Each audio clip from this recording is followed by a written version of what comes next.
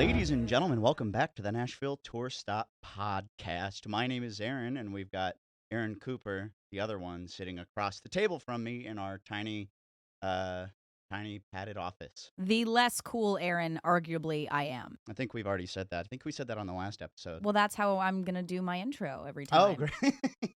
I can have a signature thing. Yeah, that can be your signature welcoming saying, I'm not cool. There you go. Wouldn't want it any other way. Well, thanks for listening again to the Nashville Tour Stop podcast. I'm excited to be doing this again with Coops on the other side. We've been working really hard lately at Nashville Tour Stop, and I had a hell of a week behind me. But this will come out. Let's see, it's almost the end of March 2022. Just in case someone's listening to this in like 2030. Wow. Who knows? The aliens. Yeah, but it's the end of March, and we've had some drama in the world of music. Most recently, the things I texted Coops about the other day. Oh man. I know, but we'll bring that up. We'll keep the audience guessing what that could be. Yeah. We're not going to serve the tea just yet. I'm going to bring it up, but oh no. But today, we're going to continue to help you guys get kind of to know Coops and myself a little bit better. Yay. Eventually, we will probably do interviews with artists and, just chat with them, drink with them, do whatever we want.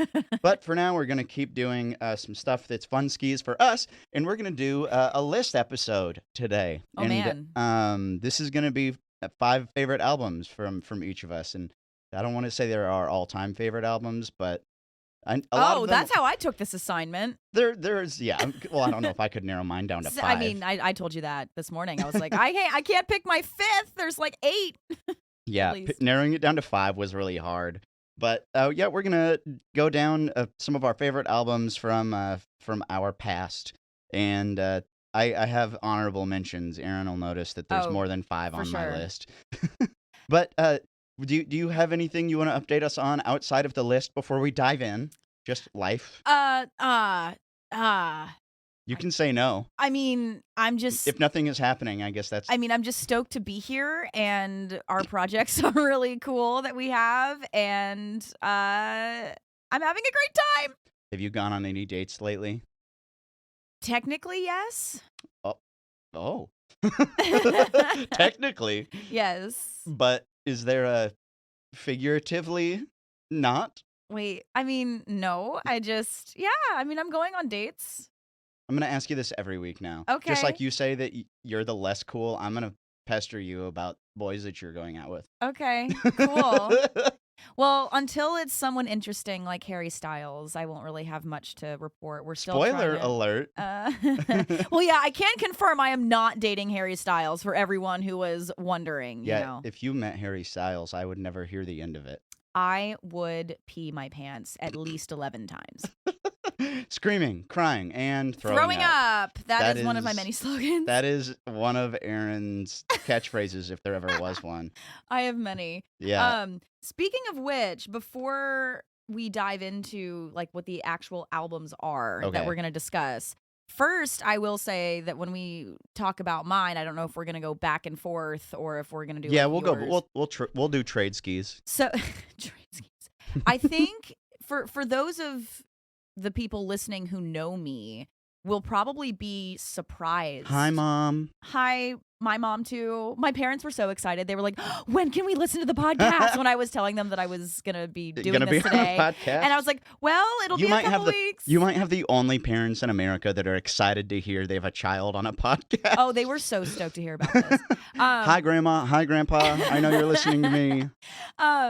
But people who are listening who know me may be surprised by my album choices, because I'll go ahead and spoil this, not that anyone really cares, but even though everyone knows how much I love Harry Styles, he did actually not make the top 5. What? Despite the fact I have his vinyl on my wall, and that you just said you want to date him. Yes, and that you would pee your pants. I would.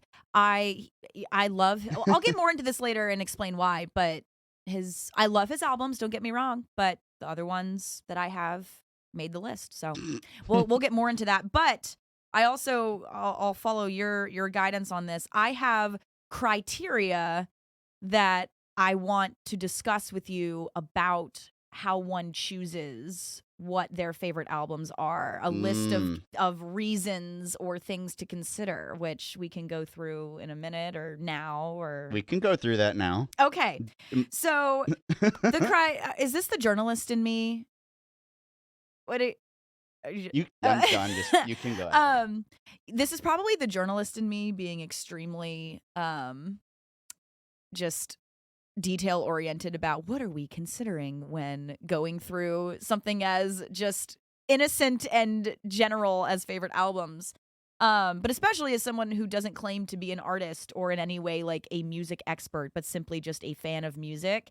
These are things that I was pondering. So when we're considering what defines a favorite album, is it the actual musical quality and cohesion of the album in terms What of... are you talking about? Like literally what it sounds like? Yes, like how quote unquote good the music is. Does it flow together as one cohesive piece as an album does? That's not how I did any of that.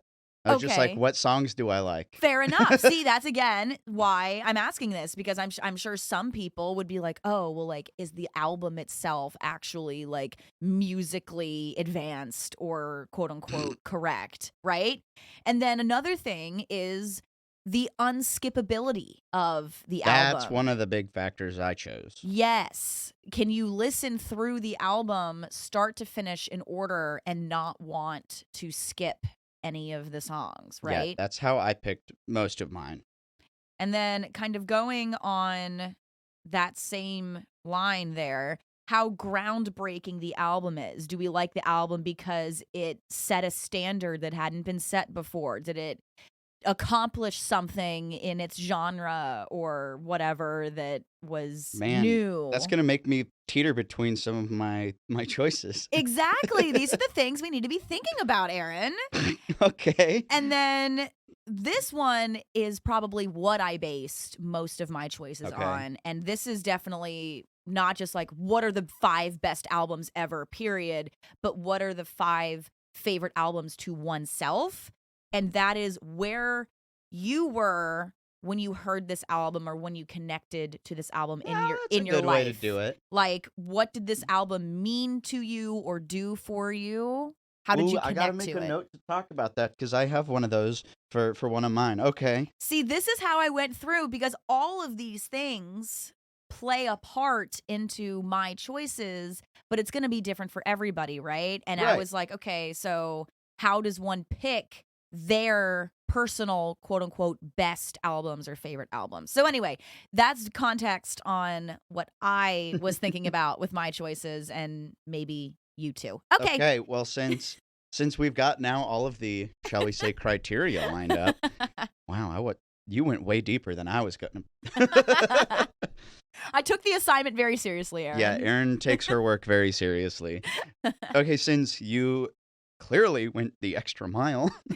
How about you start it off? Tell us one of your favorite albums. Okay, well, we're gonna go in no particular order. So these are top 5 favorite albums, but not first. In no order, yeah. So we're gonna start with Fall Out Boy's 2008 album Folie à Deux, which I have vivid memories, like another album on this list. I was probably 9 years old when I first heard anything on this album. And this is the generational gap between you and I. You were 9 when you heard this. Meanwhile, I'm in like freshman year of high school. I distinctly remember hearing I Don't Care on an airplane ride from coming back from Hawaii to DC, where I grew up. And I fell so in love with that song. And then I just remember, I pulled up the album cover right now. I remember seeing the bright red album cover with like the little dude in a bear costume. It is such an emo early 2000s punk rock song. And for people who know me well, punk rock is one of my favorite genres and definitely the genre and experiences I had growing up that inspired me to want to pursue a career in the music What industry. other songs are on that album? Oh, America's Sweethearts, Mm-hmm. Tiffany Blues, $20 Nosebleed featuring Brendan Urie. My favorite one is what is my favorite one on here? She's got the whole album downloaded Oh on yeah, I have my her whole streaming service here. So Yes, I'm looking at Spotify. America's Sweethearts, it's such a good American song. Sweetheart. Okay. But this album was the soundtrack to a lot of my high school time and even early college, even Really? though this was like a 2008 album. Yeah, this would have been an old album by the time you were in college. Yes, You but graduated college in 19. Well, But good Lord. the reason why I love this album is because it's classic. It's classic Fall Out Boy. It's Fall Out Boy in arguably their pop punk rock prime, and it definitely was one of my Primer than Sugar We're Going Down? Well, I mean, this was the album, if I'm not mistaken, immediately following that album. Okay, then yes. So yes. That would have. God, what was that album called? Right before this, you look. It had the sheep on the cover. Yep. Hold on. Because that was the album that was between Infinity on High, great album. Yeah, and that was the one that was after whatever it was, Dance Dance was on. Yeah, from Under the Porch Tree. Dance, yeah. Falling apart at halftime. But no, the It's reason just karaoke with Eryn and Eryn. I know. Let's just make that the podcast. But long story short, the reason why that album is the first one I'm talking about is it's the first album I remember really kind of diving into, listening to my friends who were in pop punk bands in high school, riding around in the car with them, where I was really like, this is a genre that I vibe with. Do you own any Vans? No, I've never owned any Vans. What? I've never owned any Vans, yet I will be emo forever. I have never finished my emo phase. It has been constant since about 2011. You should dye your hair black and cut bangs into your... I was Shigo from Kim Possible for Halloween 2 years ago. I do not look good with black hair because she has black hair and I wear a black wig. Not my look. Not your look. Not my look. Yeah, Eryn and Eryn are both just like brownish blonde-haired people. Yeah. Dirty blonde. So I'll pass the torch over to you for your first album, but that goes with my criteria of where I was in life when I connect. That's why it's one of my favorites. Anyway. That was more in depth than I... Oh, I'm going deep into this. That was way more in depth than I was expecting any of this to go. Oh, it's going deep. Eryn doesn't go. She doesn't. I don't go shallow. She doesn't go shallow. She doesn't underdo anything. Okay. Well, I've got written down on here at least 7, but I'm gonna pick one that was important to me back when I was a freshman in college. John Mayer's "Born and Raised." Hell yes. Yeah. That album is one of those ones that I could listen to like all the way through without skipping a song.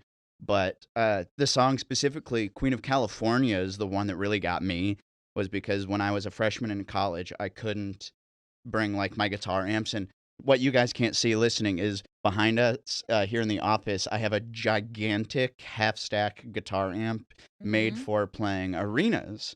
Heck and I was in like a alt-rock, prog rock band in high school, and it was perfect for all the clubs we were playing. But when I got to my college dorm room, it was too big because my college dorm room was probably about the size of this office here.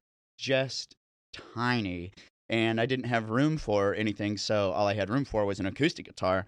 And I was trying to play like Van Halen songs on my acoustic guitar, and I was like, this sucks. I don't know what to do.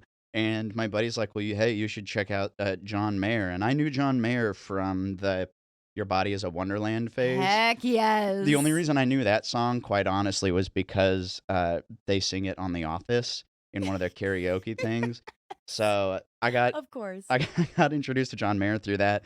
But Born and Raised really got me because it was kind of that album that bridged the gap between me wanting to do like rock music and me wanting to do like singer-songwriter-y stuff. Right. Or like songwriter adjacent music. it really got me because all of a sudden I was learning to play these cool, intricate guitar parts that weren't like shredder guitar solos.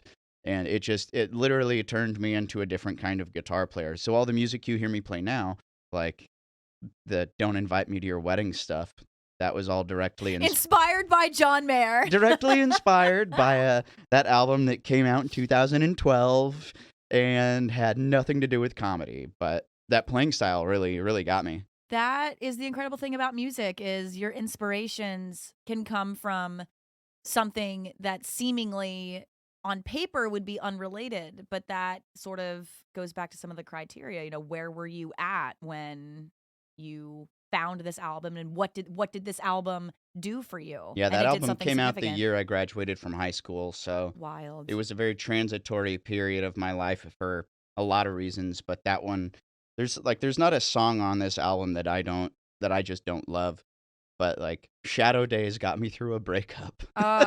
Oh yeah, we're getting into that territory on my end soon. But I feel like Eryn, you're an excellent guitar player, and as someone who is into guitar, has practiced guitar, and you play guitar very frequently and very well, I feel like being inspired by or having a John Mayer album be one of their top 5 is Especially not almost a even a given. guitar heavy, like Yeah, an electric guitar heavy album, because that has very little electric guitar on it. sure. Because stuff like Continuum had electric guitar, Oh but it yeah, was still softer. But this is mostly, I think, like all acoustic. yeah. So, like the one Walt Grace's Submarine Test or whatever, that song is, I think it's about just a guy wanting to just be alone. And I love that. I Just love that for doing, you. yeah, just doing stuff that's like, back then I had really no friends in college. Like I had my roommate and a couple of guys down the hall, but like I didn't have like a close group of friends because I didn't stay in touch with anybody from high school. And it's also funny, this is my 10-year high school reunion is this year, Oh wow. and I got invited to the 10-year high school reunion. I saw your tweet. You're like, people who plan their high school reunions. Why? Why? It's like it's like Same. 40 years ago, like when our parents were in high school, that it was a big deal to see people you hadn't seen in 10, 20, 30, 40 years. But Sure. I mean, we keep up with everybody on the internet. We see day-to-day updates. Oh, Michael had his baby. Oh, my Kelsey ex-girlfriend. joined a pyramid scheme. Yeah, stuff like that. Like my ex-girlfriend married this guy that I hated from high school, of course. So it's like, yeah, I don't want to go back to stay in our sweaty high school gymnasium and have everybody be like, so what do you do? And you're like, oh, well, I just work, down at the insurance company. Wait, are high school reunions held at the high schools? They don't even like go to like a nice hotel like ballroom. I was under the impression that high school reunions were Why? at the high school. Why would a bunch of late 20, early 30-year-olds want to go to a sweaty high school gym after hours? That seems so. Yeah, what are we gonna Awful. do? Have the teachers we didn't like in high Can school? you even bring alcohol into a high school? No, that can't be what happens. I have no Eryn. idea. But there's like Listener- 70 people in this Facebook group that I'm part of, and I had a class of 800, which is proof that many people don't want to be involved in this. Your graduating class was 800 people. Oh yeah, Mine was 400. yeah. I went to a big high school. I thought I went to a big high school. Wow. Yeah, my high school population I think was almost 3,000. Wow. Yeah, so the year after I graduated, they opened a new high school because the two high schools in my hometown were grossly overpopulated. So, all of this to say, Eryn, are you going to this high school reunion? Hard pass. Oh, okay. That's gonna be a no from me, dog. That's my saying. That's Randy Jackson. You don't get to co-op that. Okay. Sorry, Randy. That is yours, but I am also using it a lot. So, thank you for your service, Randy Jackson. Yeah, I never thought I'd say this on but this podcast. John Mayer, born and raised. And I just heard, I was talking to Drea Gordon about having her on another show coming up. And she's a songwriter girl here in town. For those of you who don't know Drea, she was one of our Trendsetter Shorty videos Yay. a couple months ago that Eryn here produced. Mhm. And I asked her to play, and she's like, oh, I can't play that night. And I was like, oh, that's fine. What do you got going on? She's like, yeah, I'm going to see John Mayer. And I was like, great excuse to not play around. Yeah, fair enough. Yeah, but that'll be my only John Mayer pick for the day. I'm not Okay. going to do any overlapping artists. That was one of my criteria, was that I wanted to pick something different from everybody. Okay. Because I could have picked 5 albums from one band. Well, I will say that's something that we have in common with these picks is mine I don't have any repeat artists. Yeah, I really wanted to. I was at a coffee place before coming here today, sitting here writing this list, and I was like, "Damn, it really comes to mind now that my favorite albums are all from like 2 or 3 artists." Wow. Yeah. So, okay. This one is a little bit more predictable. Eryn, you're gonna get a kick out of this. So the second album I am choosing as one of my top fives is Hanson's Naturally. 2004 album, Not what I was expecting. Underneath. Now, I'm not familiar with this album at all. well, I'm gonna have to school everybody listening for a second. Let me learn you some stuff. So Hanson is my favorite band. Eryn knows this. Actually, our friendship began because you would make fun of me very nicely for loving them. That's one of the first things we talked about when we met. You have a reel on your Instagram of something. Tell our listeners what this reel is. That's how I discovered this love of Hanson. One of with the you. first reels I ever uploaded on Instagram before I even lived here was me ordering a t-shirt off of Etsy from Sweden. That's one of the funniest things I've ever seen. It's a kind of a popular internet meme. It is one of the classic pictures of little Hanson, like 1997 Hanson, where they all had the long 90s blonde hair. And they all had, it's like a school yearbook photo of all one of three the of them. Olin Mills photos. Literally. And they're all like looking into the camera very seriously, right? And underneath it just says Nirvana. And Nirvana and Hanson are two of my favorite bands. I cracked up when I saw that. And it's me opening the package of this shirt that I'd waited 2 months for, and I just erupt with elation. It was amazing. I should have worn it today. But the reason why Hanson's album Underneath from 2004 is one of my favorites because yes, Hanson made music after Bop, and they have an incredible discography after that. They're getting ready to release another album that they're going to be touring this summer. Anyway, but this album was their first independent album where they had been in the spotlight. They were the biggest quote unquote boy band in the world, and their record labels were screwing them over, and they were like, we're just going to go out and go on our own because we have this music that we're ready to release and we're going to put it out there. So they started their own label, 3CG, 3 Car Garage Records, and 3 Car Garage was their first album.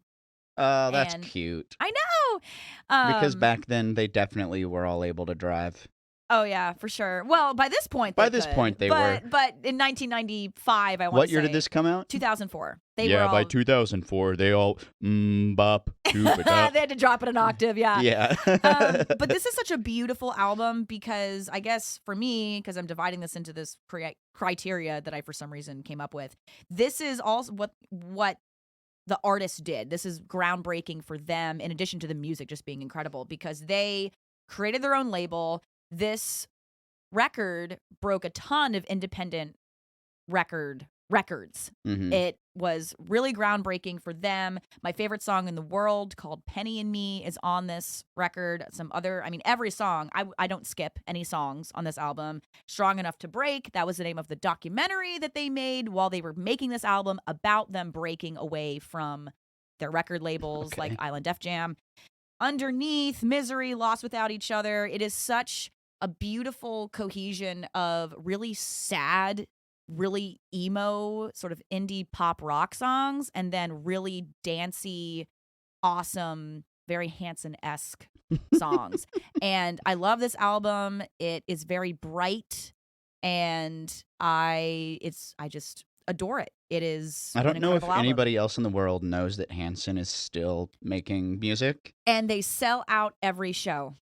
They played at what was it? So in 2017, when I moved to Nashville, I was working downtown at the time at a youth hostel, which is now closed down on First Avenue. But there was an unusually crowded, I think it was like a Wednesday or a Thursday, and we had like a full house. And I'm sitting here like, what the heck? We had like a 400 bed, basically hotel. And I was like, this is highly unusual to have it be completely booked up. And I started inquiring with people. It's like, why? What are you doing in town? And they're like, oh, here for a concert. And I was like, oh, well, that makes sense. Like, it's like there's always big concerts at the Nissan Stadium or at the Bridgestone Arena. And they're like, no, this one's at the Wild Horse Saloon. And I was like, really? Like, that's usually just like a square dancing, like honky tonk cover bar. And they're like, yeah, well, Hanson's playing. And I was like, Bop, Hanson. To make So every yeah, Mega Hansen fan cringe is just to be like, oh, the Bop guys.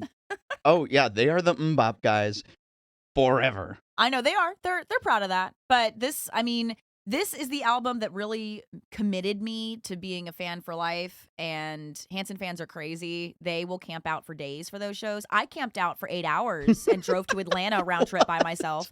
Oh yeah, no, I am a huge Hanson fan, mega fan. Lucas Carpenter, one of our artists, is also a huge Hanson fan. Shout out Really? to him for supporting He's old my enough love. to have been a timely fan of Hanson, though. Yeah, I'm definitely on the. I mean, I had just been born when Bop came out. That was 96, 7. 7. Woof. So anyway, but they are incredible. If any of you have any interest in learning more about Hanson, this is my pitch to you. If you are Hanson, If you are Hanson, if you are Hanson, we are doing a 90s themed pool party in August this year. If you are Hanson and you want to play, we can make that happen. Oh my gosh. And then you can sign my 40-page thesis I wrote on Hanson and their fandom that I got an A on for my last ever college project. I love that for you. So that's album number 2. That is just I will love Hanson for the rest of my life. Anyway, back to you, Eryn. Okay, I'll do one of those like changing albums, like I don't want to say groundbreaking, because at the time Van Halen was probably at the height of their career. This came out in 1991. This is their album For Unlawful Carnal Knowledge, which if you spell that out is fuck. And Beautiful. It's one of those albums I can't skip a song on.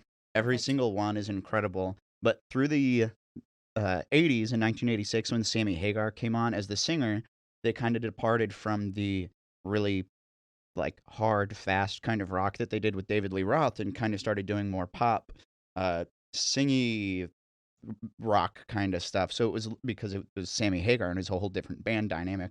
But they started doing really pop and keyboard heavy stuff that started with songs like Jump in 1984. Beautiful. But in 1990, they brought back their producer from the 70s named Ted Templeman. Mm-hmm. And he's this legend of a classic rock producer. And he brought the band kind of back to that really hard rock forefront. And they put this album out. And it literally starts with Eddie Van Halen holding his guitar and a power drill over it. And he goes, and it's just out of this world, because that's what Eddie was popular for, was doing non-traditional things on his guitars and literally putting a power drill on it.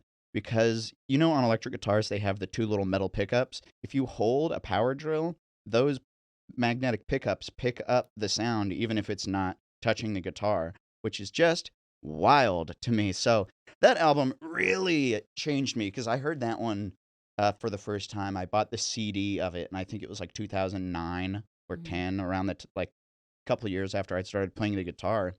And it was just, it floored me. It floored me.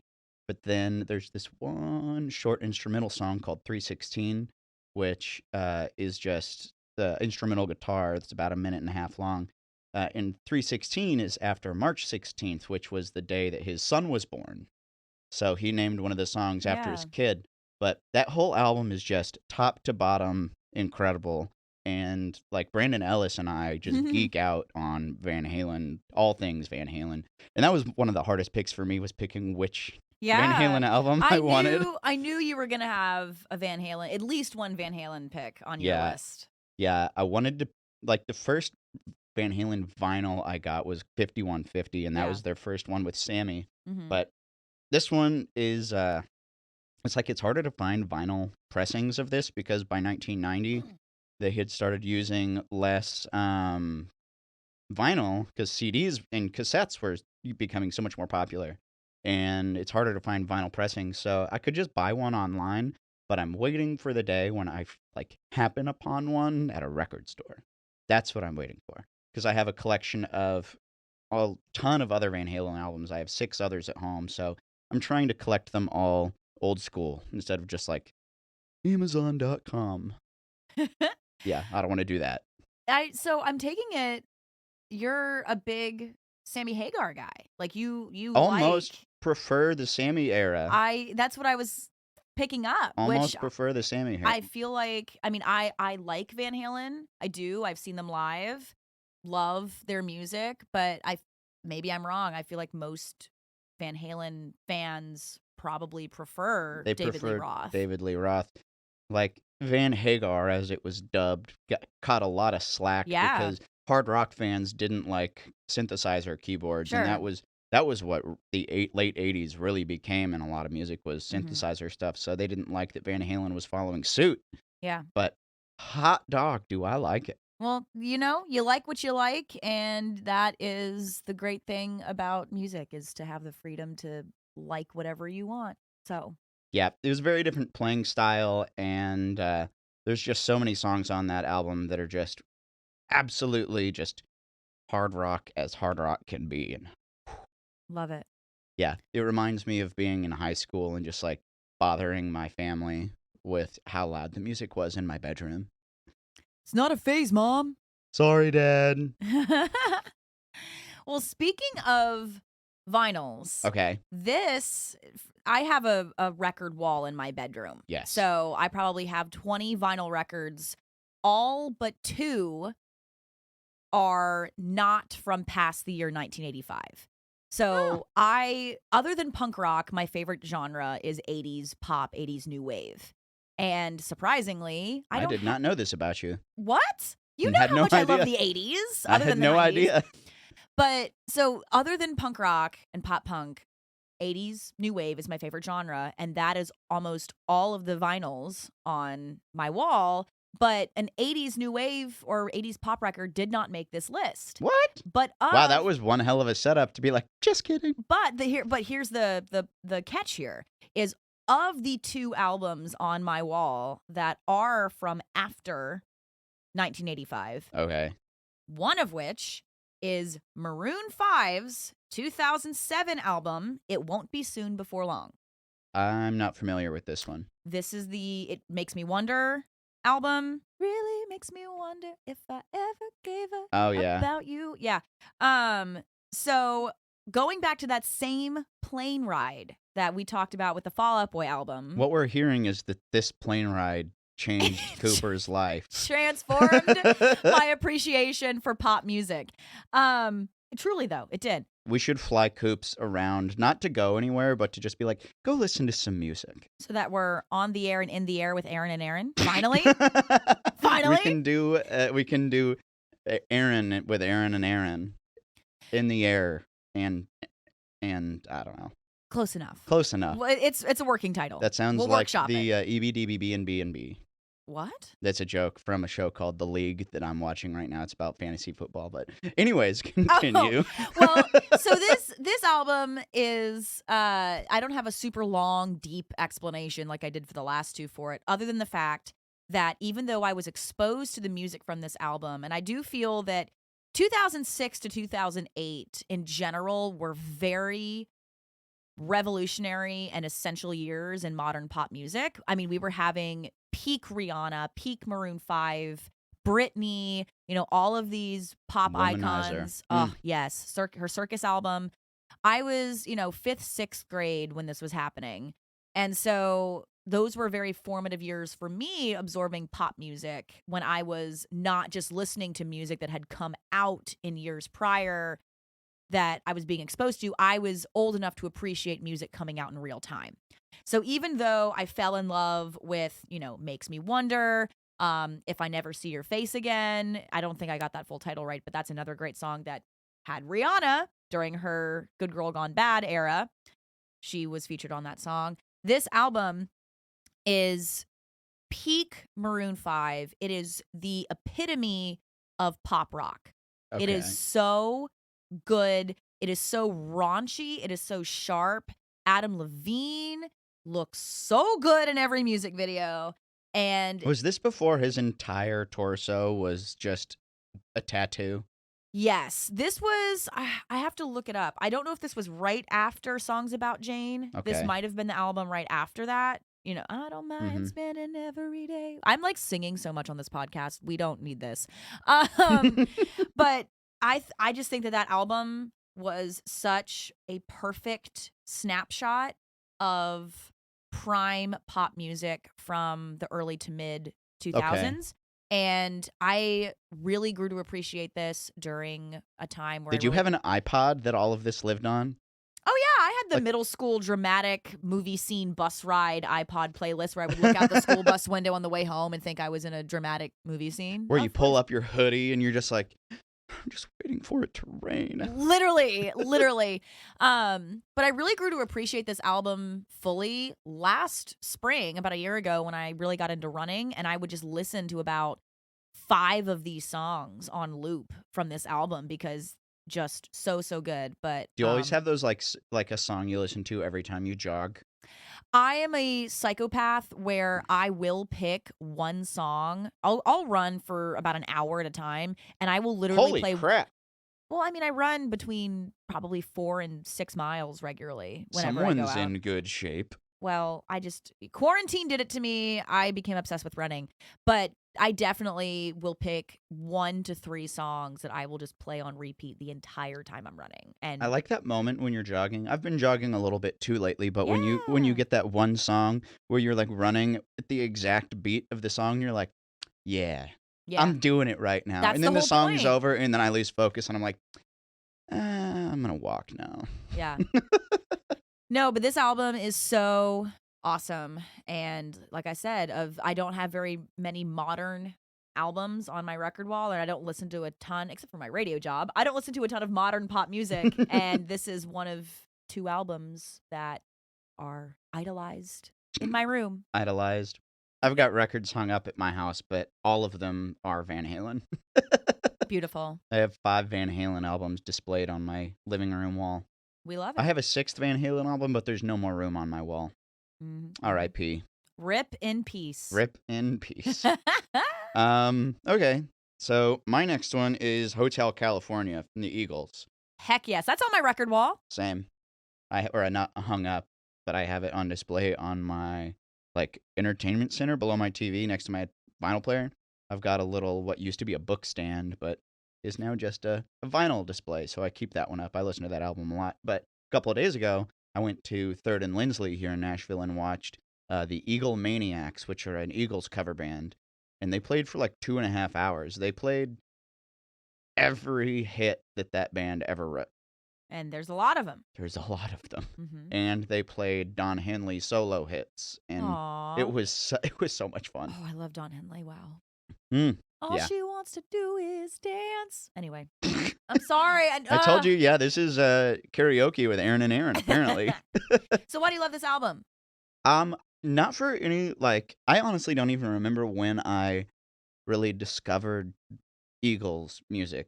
Because everyone and their dog has heard Hotel California, the song. Yeah. But that's like, I don't even want to call it their most popular song, but I guess it probably is when you say that. Oh, yeah. Oh, yeah. Yeah, but like Hotel California came out in 1976, and it's got New Kid in Town and Life in the Fast Lane and Victim of Love, and oh my God, there's just so many good songs on this Yeah. album. But I really don't know why this album came into my life, but I remember that freshman year of college, again, that transitory period of my life. Mhm. Me and one of my buddies who was in the guitar program at the college I went to, we were talking about like the greatest guitar solo ever, which is obviously such a subjective conversation to have. But for 2 19-year-old bros in a dorm room, we were like, this is the most important conversation of our lives. And we came to an impasse with Stairway to Heaven and Hotel California, and we basically decided that there's 2 greatest guitar solos ever, and it's Stairway to Heaven is the greatest like classic rock, like rock song Yeah. guitar solo, and that the guitar solo in Hotel California is more of like a melodic songwriter's guitar solo. So the Eagles really just kind of treaded that line between being like, I guess at the time they were probably considered like a hard rock band, Mm. and being like, because songs like "Take It Easy" Oh yeah, that's a country song. Like there's a literally. banjo on it. Uh-huh. The first album from the Eagles that had "Take It Easy" on it, and that was just a country song. So they had really just changed the dynamic of their band because they brought on a new guitar player. They had Joe Walsh at that time, and it was just like revolutionary for the band because they used that double neck guitar and everything. And it's just so cool. And it's it's just one of those albums where you're like not upset that it's on. I'm not gonna Mhm. seek it out every day. But if Yeah. I'm in the car in Hotel California or one of these songs comes on the radio, I'm gonna stay in the car until the song is over.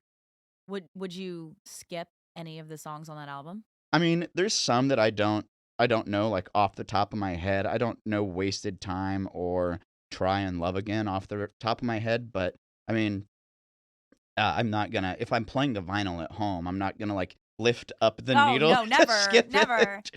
I feel like also when I'm playing vinyls in general, it's usually when I'm very much doing something. I'm either Same. doing my makeup or cleaning or whatever. So I listen to my vinyls most when I clean, yeah. the intention is not to go. You're not in a mindset or in a situation where you can go and adjust. You Mhm. want to just let it go, Right. right? And So see, like with my hearing aids, I can stream music right from my phone, but when I'm using my vinyl player and I have the speaker set up in my living room, I feel like I'm not like as like pounded into listening. So it's just a yeah, little, it's like passive listening yeah, it's rather than background noise. rather than active Yeah, listening. sure, cool. Yeah, but Hotel California is probably one of mine, and I feel like it's kind of a cop out since it's such a popular record, but it's still one of my faves.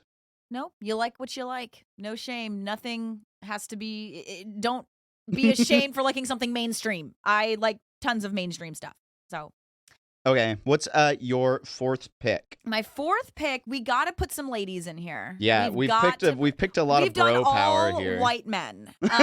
So which is it's fine, whatever. But we got to throw some ladies in here, and that's not why I picked this album. I wasn't like I need to put a girl in here. What do I do? No, because this album. Now we're getting into like the breakup Oh, there we go. situation. Here we go. So it is going to be Paramore's album, After Laughter. After Laughter. After Laughter. We love Paramore. We love Hayley Williams. Hayley Williams lives in Nashville. She does, and I am waiting until I can see her. Not so that I can go up and talk to her and bother her, but just so I can say I experienced her essence. You want to walk up to her and not say anything and just like, stare at her and dead heavy. stare her in the eye. And she's going to be like, "Hey." Hey. And you're like, "Sorry, I love you." And then run away. And then run away. Well, so listeners are probably sensing a theme here. I mean, I've been saying this whole time how much I love Pop punk. pop punk, and this is yet another pop punk album. Technically, I mean, it's probably up through this point their least pop punky work that they had put out. I mean, if It's no compare misery business. exactly. But that is who they will forever be, right? So not misery business, but known as Right. in the pop punk realm. So this was the soundtrack to the summer after my Were you on a sophomore year of flight? college. Were No, you on a flight? I was not on a flight for Not this. the same flight? I was driving. This was the summer soundtrack after my sophomore year of college when my family was moving from my childhood house that I grew up in pretty much my whole life from the time I was 2 years old until 20 at this point. And I had scored my internship with the NFL and was working for the NFL doing broadcast stuff. And I had gone through, at that point, a very intense and difficult but important breakup and had entered a new relationship with someone that at the time had a lot of promise and was giving me affection and giving me elements of a relationship that up to being a 20-year-old, I had not experienced from a romantic Mhm. partner. Not that as a 20-year-old you have that many opportunities. And looking back, still Looking back, I had none of those opportunities. right. So I hadn't had many relationships up through that point, and still really haven't. But anyway, that's besides the point. The reason why. Just unpacking a lot here. It's like, so we're going to quit talking about the albums now, and it's going to be Eryn and Eryn cry and moan about our single, lonely lives. No, so this is all context because this was a huge album for Hayley Williams. This was about her divorce and her separation from her husband, who was a member of New Found Glory, who she had been with for, I think, a decade, got married to, and then their marriage did not last. And the reason why this album connects to me so much is because so many of the songs on this album are very upbeat. Like, you have Hard Times, you have Fake Happy, which are super upbeat, dancey, sort of almost 80s new wave-esque songs, my favorite genre, but all shrouded with very deep, dark, intense topics, right? Fake Happy is about putting on a fake happy face despite the fact being miserable and kind of getting off to the fact that you can convince people that you're happy. Forgiveness is another great song on that album. It's how she is grappling with this beautiful roller coaster she was going through of this freedom from this relationship and the difficulty that she had going. I mean, yes, it's a breakup album, but the way that it was crafted to be bright and happy and then very sorrowful and dark and wallowing is so awesome. And I remember those were all things that I was experiencing when I was going through this breakup. And it is in terms of the albums I'm talking about today, I think if we look at my criteria I came up with, the cohesion of this album, even though everything is so different, the flow of it makes perfect sense with how a breakup goes. And like the 5 stages of death or something. Grief. We're not dying. I don't think anyone died yet. Sure. But yes. I guess there's only one stage of death. It's just dead. Yes. Well, that was God. That'll be my new band name, 5 Stages of Death. Not what is it? 5 Finger Death Punch. 5 Stages of Death. So this album, got me through a breakup. It got me through the beginnings of a new relationship that taught me a lot as well. And it was just what I would listen to in the summer with my windows down, driving to and from my internship. And I just remember that every time I listen. Aw. Yeah. That's cute. Yeah. Okay, so before I get into my next one, you're listening to this at least in April of 2022 sometime. So everyone has already heard the tragic news that Taylor Hawkins, the drummer of I was not ready for this. Yeah, the drummer of the Foo Fighters, died suddenly on tour down in South America. Foo Fighters have been my favorite band for 15 years. I saw them a couple of times. Thank God. Thank God. I saw them in 2015. I saw them in 2011 with my buddy Andrew, and I saw them in 2014 with my buddy Joel, who was the drummer of my band in high school. But this is a pick that comes with a heavy heart because clearly you and I are both. I texted Eryn as soon as I'd heard about it, and that happened that was Friday of this past week. I was like, I already updated my socials. Yeah, I had just heard when I texted you, and I had already had a garbage day on Friday just for like a million reasons. It was just a hard day. I had 2 flat tires at the same time.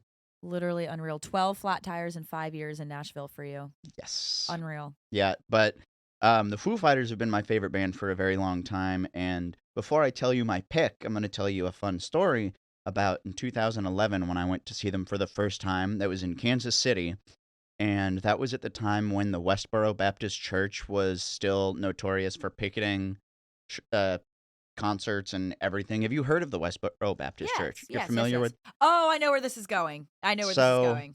The Westboro Baptist Church was picketing and protesting this Foo Fighters concert, which was in, I think, like May of 2011, and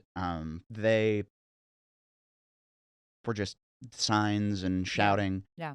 But the Foo Fighters had about probably weeks prior, they had put out a song as a video, like a little spoof. I don't even remember what it was called, but they dressed up as truckers, and I think it's called like Hot Buns or something. But it was all about gay trucker sex, and it was Nice. like it was a hilarious music video, and that's one of the Right. things Foo Fighters were famous for is goofy music videos. Mhm. But they put out this music video, and I'm pretty sure that's what the Westboro Baptist Church was protesting. But when me and my buddy were walking up to the arena in Kansas City, we saw all of these protesters, and then there was a police escort, and I'm like, oh crap, like Wow. this seems like dramatic, like what's going on? And then we saw a flatbread, Flatbread. Ooh, it's yum. lunchtime. Pepperoni? We saw a flatbed semi-truck driving up and then heard music starting to play, and I was like, no way, no way, no! And the Foo Fighters were driving up on this flatbed truck playing the song from this music video about how it's like we don't need to hate each other and we just need to love each other. And they just sat there and played that whole song on a truck. And me and my buddy were 6 feet away from the band. Oh It's my like gosh. there was no police detail stopping people. There was no like security fence. There was just us, and then at 2 arms lengths away was Dave Grohl.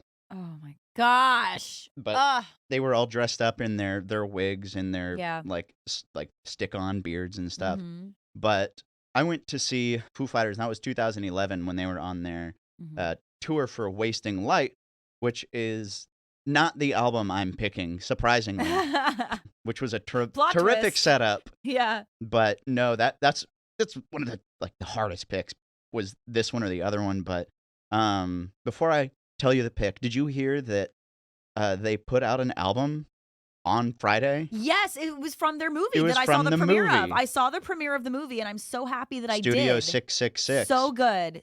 I haven't So seen the good. movie yet. I'll go see it again with you. Yeah, that'd I be love great. it. Where did you see it?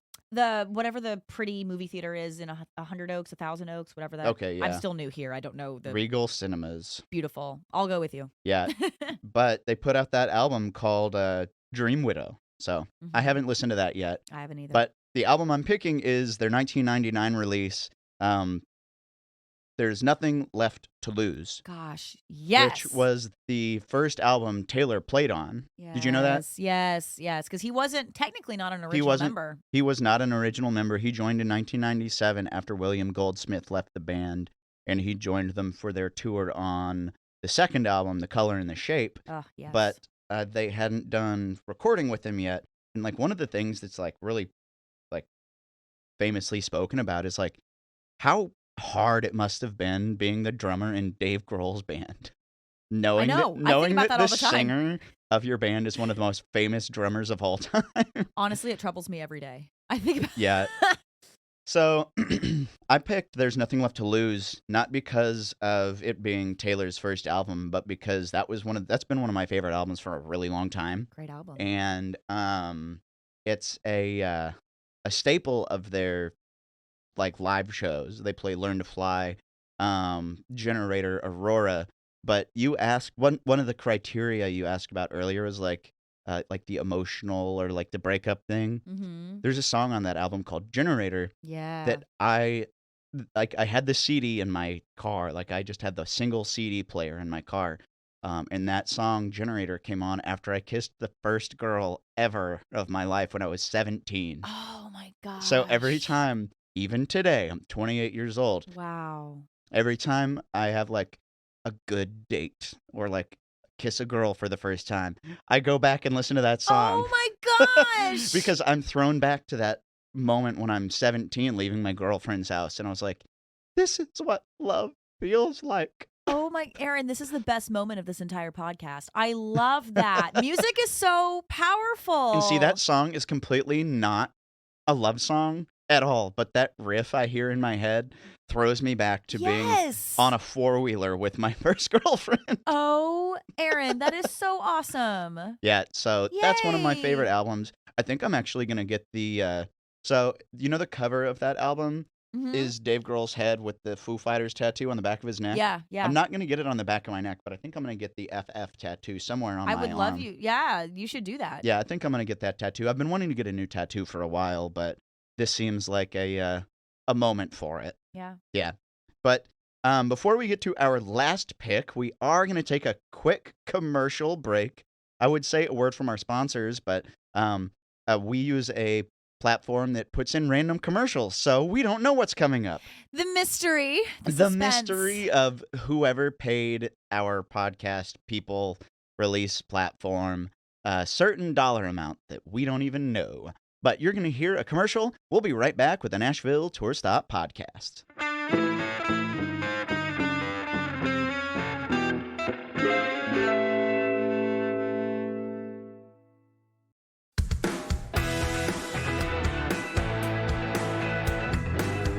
Welcome back to the Nashville Tour Stop podcast. I'm Eryn, here with Eryn, OG Eryn.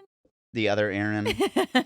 So it's funny that we've become friends and coworkers here because when I was a child, like back in the 90s, when you were a baby, Okay. and I was in first grade or Okay. kindergarten and something that was like 1999, 2000. Yeah. My best friend's name was also Eryn. Wow. So he and I met in probably 97 or 98, and we were friends all through elementary school, Mm-hmm. and then all the way through high school, Mm-hmm. and then we lived together our freshman year of college. Wow. So for, Eryn and Eryn. let's see, like 19 years, there was Eryn S. and Eryn B. That's cute. Yeah, so That's in cute. college, our freshman year, I told people to call him Eryn and call me Shilb. I was like, I'm going to go by my last name. I'm tired of being Eryn S. Well, that's funny because I know you call me Coops I do. or Coop, and that would end up happening. I mean, at my news station that I worked at before I lived here, we had 3 Eryns that were all on-air talent too. Wow. And so I became Coop. Yeah. Or Cooper. So I get the last name. I call you Coops. Coopy. Coopy. I called you Spooky once. I like that. For Halloween season, the fall, perfect. Have you seen that meme of a spider drinking chocolate milk? No. It's a dumb internet meme, but Okay. it's like a Microsoft Paint drawn Oh my gosh. spider that says, "I like drinking spoopy chocolatey milk." And every time I call you Spooky, and then Coops, I'm like, just need to start calling you Spoopy. Well, I go by Spoopy Coopy on Twitter every Halloween. I change my name. Do to you that. really? Oh yeah. Oh yeah. Well, I might have just decided a new nickname for you. Beautiful. Cool. I love it.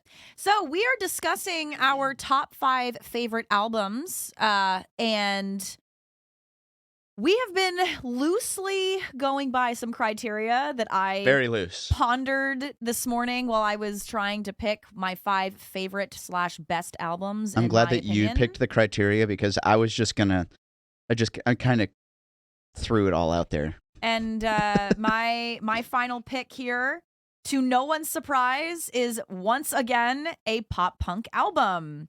No one's surprised. Literally all but 2 of these have been pop punk. But anyway, so it is going to be the Main's album, Lovely Oh. Little Lonely. And funny enough, I just saw them live for the 3rd time last night. Oh yeah, they were here in town, weren't Yep, at Cannery Ballroom. So that would have been on March 26th is when I saw them. And they have been one of my favorite bands since about 2015. they? So I was think late I to the met party. them in 2012 because I worked, or 2011, I was interning at a venue up in Missouri, and I was an intern for the talent buyers, and I met like Portugal the Man, and Wow. I met a bunch of bands like Angels and Airwaves. Like I met a bunch of Wow. like pop punk bands, but back then that was not my music scene at all. Mhm. So whenever I'd meet these people, I'd just be like, "Oh, cool! You're just another band whose show I'm not allowed to go to because it's 21 plus." Oh, that was the worst. That was truly, that's why I couldn't go to Hanson shows for so long, was because I was such a young Hanson fan, because all Hanson fans were moms at that point, and they had Hanson has a liquor line. They have Hops, a beer Oh line. my God. And so they would promote that at their shows, which is another reason why they were 21 and up. And so literally, I want to start the Nashville Brew Stop. Let's do it. Brewer Stop. Okay. Beer. I'm here for it. Yeah. Anyways, go on. So, the Maine. The Maine. So they've been one of my favorite bands since about 2015. I was a little late to the party because they've been around, I want to say, Early 2000s. yeah, early 2000s. They have hit every album. I love all of their albums, but this one is unskippable for me. I mean, just to go down the list, literally in order of the songs on that album that are my favorites, and it's literally the order of the album itself. Don't Come Down, Bad Behavior, Black Butterflies and Deja Vu, Taxi, Do You Remember, The Sound of Reverie, How Do You Feel? That entire album is so good because I think it perfectly encapsulates everything the Maine stands for. I think this encapsulates their sound, which is very rocky, very vibey, synthy, gritty, but also very light and kind of wavy in certain ways.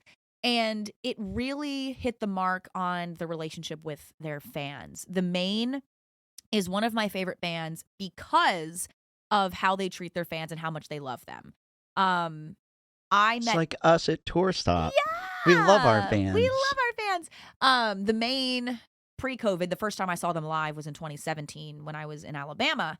The Maine, after every show pre-COVID, would go and meet anyone who wanted to meet them. That's cool. By their bus after the show. And this was after they'd already been doing this for, 12, 13 years. They're still doing that. And the cool thing about the Maine is they have never been played on mainstream radio. They've never had a late night TV show performance. They've never, they're not a household name. They're like a grassroots popular band. Sort of like Hanson, except they had that in a past life. Hanson had a hit. Well, no, but what I'm saying is not like today. Right. People my age would not know them for that. But the Maine has none of these typical landmark career landmark career mile markers. Mile markers, yes. Yet they sell out every show they play. They've had a committed. Was the ballroom sold out? Oh, yeah. Their show last night was sold out. They actually said last night was the most people that have ever come to a show of theirs in Nashville, and they've been doing this since, 2007. So yeah, I think the Cannery Ballroom is 1,000 capacity or something, maybe just a little over 1,000. So that's huge. No, they're incredible. But the reason why I love this album is it's Were tickets like $20 or something? I went for free, so I don't know. Did you go with the radio flex. station? No, my friend is a talent booker for a couple of the venues in town. Ooh, Allison. So, yes, Allison Estes. Shout out to her. She's the best. We grew up in the Nova, pop punk, Nova, we should have Northern her Virginia. on the podcast sometime. We totally should. I would love to.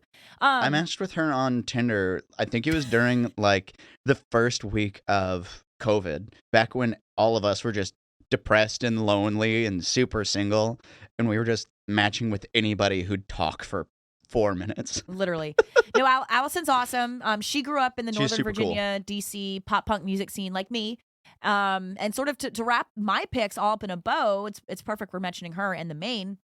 The reason why these albums have all been so pop punk based for me mostly is that is the genre I grew up in. I had friends that were in pop punk bands in DC that would play 930 Club and all these awesome venues, just like the Foo Fighters who have origins there, who play places like that.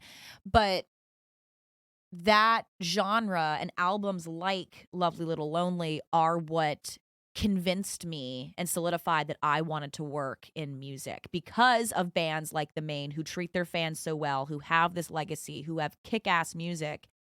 I was like, this is why I want to tell the stories of musicians and bands like the Maine because of how cool they are and how they have saved the lives of so many fans with the connections they make with them.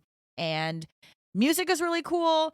And there's so many more albums that I love. I know we might get to honorable mentions, which I literally won't even explain them. I will just list them whenever we're wrapping up. But I love We can music. do a part 2 of this episode. There's definitely Honorable I could definitely mentions pick a episode. lot more.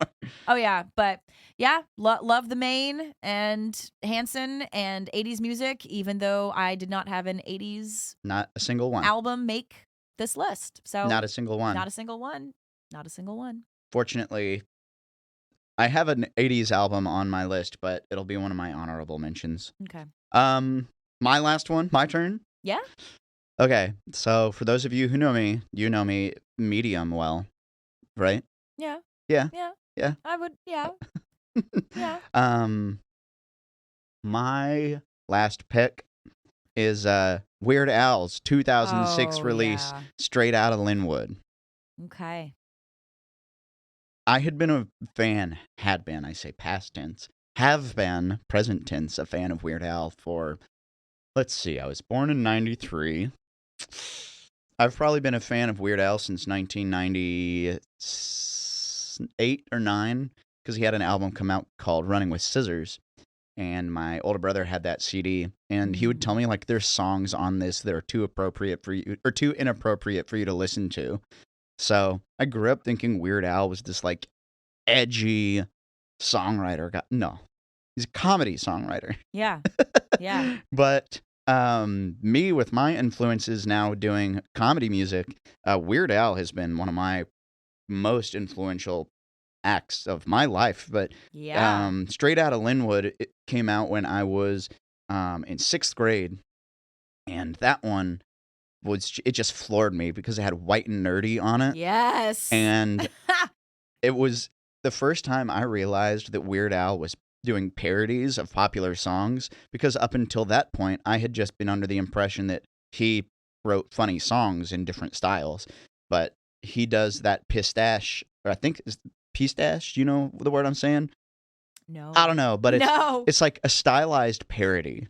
So Okay. when you hear me do How to Write a Country Song, it is Yeah. a stylized parody of, like, Luke Bryan style songs, stadium Yeah, country. Yeah. I see what you're saying.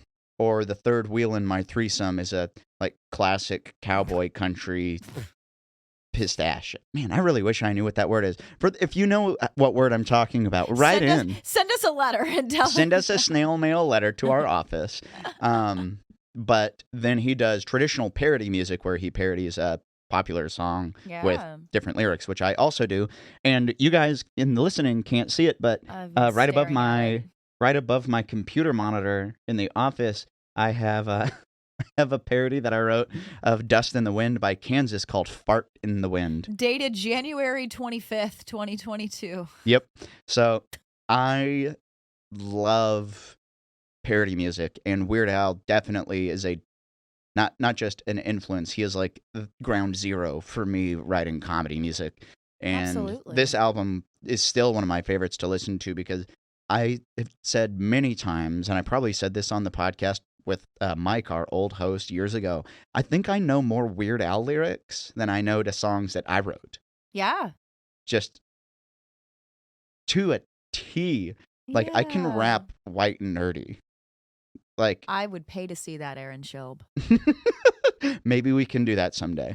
Okay. But Weird Al Straight Outta Linwood is one of my favorites, and they do, like, parodies of, oh God, Cake and Rage Against the Machine and Chameleonaire and all of these other crazy cool bands that were super hot in 2006 and super hot. So hip. They were painting the town red at the time. Oh my gosh. Yeah, I know, super dork. But that album is just super important to me, and I don't have a whole lot more to say about it, but I just love it, and it's one of the reasons why I like writing funny songs. I'm so glad you concluded with that one, because I know what an inspiration he is to you, and I think you do such unique work and music here in Nashville, just like Weird Al has in the world. And I think your picks have perfectly encapsulated you as an artist and as a human. So that was really cool to hear about. I did my darndest. Did my picks surprise you in any way? I was surprised there was so much pop punk. Really? Yeah. Yeah. I mean, I'm learning more and more and more about you. I have probably, of all the shows I've been to here that weren't work related, I would say I have been to more pop punk shows or seen more pop punk acts here than any other genre of my volition going to see them. So, well, let's do an honorable mention or two. Okay. What's one of yours? All right. Well, Harry Styles is going to make the honorable mention. That's what I was expecting. And in the moment here, I am going to pick if it's going to be his first album, his self-titled solo album, Harry Styles, or if it's going to be Fine Line, which is his most recent. Is that the album. one with him in like pants that are like pink and blue or something? So I'm literally going to pick on the spot which one it is right now. And I'm trying to, because either one is so fantastic. I'm going to go with Fine Line, which is his second album, not because his first one wasn't incredible, because it was, but Fine Line was the first album I ever wanted and got on vinyl. I didn't even have a record player. And I was determined to get that album, and my parents literally bought me a record player for Christmas that year so That's I could cute. listen to it. So that is my honorable mention. Honorable mention. Mine is Mammoth WVH. Have you ever heard of Mammoth before? I've heard of Mammoth. I've never So listened. Mammoth WVH is Eddie Van Halen's son's band. Mm-hmm. Yes. And Mammoth is actually coming to play in Nashville in May. I think it's like May, the second week of May sometime. And me and Brandon and Blake Ellis are all going. We got general admission tickets. Aww. We're going to go line up really early because, like, the camping out. Probably, honestly. But the reason I love that album is not because it's Eddie Van Halen's son, which is completely unrelated to the fact that it's just an awesome album. It doesn't sound like Van Halen at all, which I think is what he was probably going for, because he didn't want it to sound like he was riding off the coattails of his dad, R.I.P. But the record is called Mammoth WVH, and he played every instrument on every song and wrote every song. Did you know that? No. Yeah, so he did what Dave Grohl did with the first Foo Fighters album, played every song, sang everything, wrote everything, and it shows. It's super tight, and it's super hard rock. Like, I don't listen to a lot of modern rock music. Frankly, I don't listen to a lot of new music at all. But this album really got me. Dig it a lot. Excited to go see the show in May. Yeah. Wish I was more famous and could get backstage. Hey, you could get backstage if you try hard enough. You know someone. No, I'm just saying you could risk it all and I know the talent backstage. I know the talent buyer at Marathon Music Works. I could ask for a favor. Yeah. Make it happen. Beg profusely, please let me meet this bass player. Literally. Why not? Make it happen, Eryn. Yeah, but it's super cool. Y'all, thank you so much for listening. But before we get into our credits, what we're going to do is I'm going to do what we used to do with the podcast, and we're going to have a Spotify playlist with, let's say, one song from each of the albums we picked. Oh, I love that. That we can listen to and that our listeners can listen to, so they know what we're listening to. Heck yes, let's do it. Yep, so that'll have 20 songs on it. Amazing. Or 10 songs on it. 10 songs on it, yeah. Math. We could do 12 if we include the honorable mention. Oh, gosh, we could do that. But yeah, we'll have a playlist for you guys to listen to from some of these albums to know what we like. Eryn, tell us where they can find you on the internet. You can find me everywhere. Twitter, Instagram. Is that everything that people do? Talk. Yeah. The tick. Oh, TikTok, yeah. TikTok. I sound so much older than I am, not knowing to mention TikTok. She sends me TikToks very regularly, so she is on there. Literally. You can find me at On Air with Eryn, and Eryn is ERYN because my parents decided to never let me buy a souvenir magnet with my name on it. I'm also on Facebook if you're into that, at Eryn B. Cooper. Like B as in boy, that's my middle name. Just because Eryn Boy Cooper. Eryn Boy Cooper. Yeah, that's where you can cool. You can find me. You can find me on the internet at the Eryn Shilb across all platforms. No, actually not. I tried putting the Eryn Shilb as my TikTok handle, but I don't think that that's it now anymore. But who cares? I don't do that much on TikTok. Anyways, you can follow us at Nashville Tour Stop. At NashvilleTourStop.com, you can find all of our live event dates. Our show calendar is up to date for at least the next 3 months or so. We've got a ton of shows coming up. We do. We've got shows on Sunday nights at the Basement starting on April 3rd. Then we have Monday night shows at the Moxie Hotel downtown. We've got every other Tuesday at the Cambria Hotel. And then our newest venue, Woo! I'm so stoked to be working with. The vibes. Sonny's Patio Pub and Refuge. Yeah. Sonny's for short, up in Germantown, is super cool new place. We're hosting writers' rounds and acoustic showcases. So if you're listening to this and you're in town, come on Wednesday nights starting at 7 o'clock. We'll be there. But in the meantime, do remember that all roads lead right here to the Nashville Tour Stop. Yeehaw, motherfucker.